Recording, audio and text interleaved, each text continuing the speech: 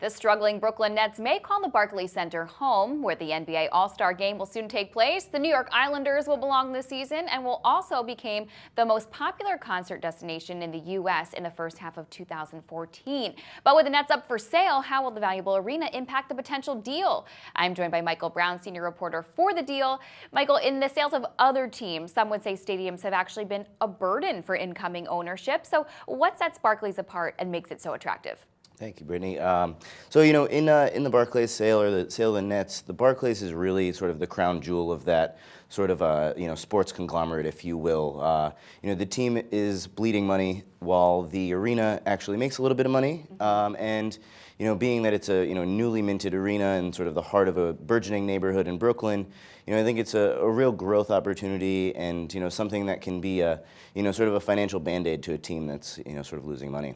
But with all of that in mind, the stadium's still not being included in the negotiations at this point. So what's the motivation behind that? Right. Now, I think the owners, they think that they can get top dollar for this thing without the stadium being in there.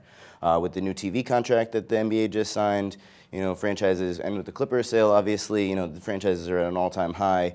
Forbes just valued them at, $1.5 billion. So it's, I'm thinking that they can get that money without the stadium. Well, this is a struggling team. The Nets are not doing well. They haven't been doing well for some time. When we talk the actual price, what is the potential price of the team without the stadium or a portion of its revenues compared to if it was included? Right. So, my sources, they tell me that it could be, the Forbes valuation, like I said, was at $1.5 billion, and I think that's kind of a floor for where this team could go. With the stadium included, I think, my sources are telling me that it could go anywhere to, $1.8 billion.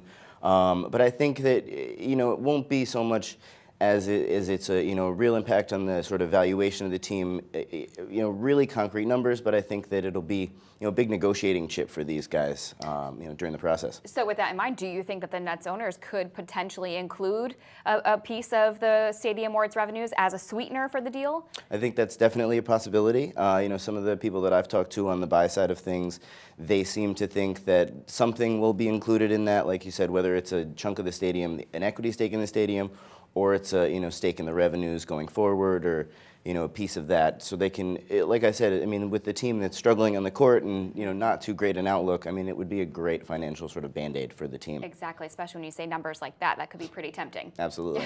Thanks so much, Michael Brown, senior reporter for The Deal. Thank you, Brittany. And I'm Brittany Umar for The Street.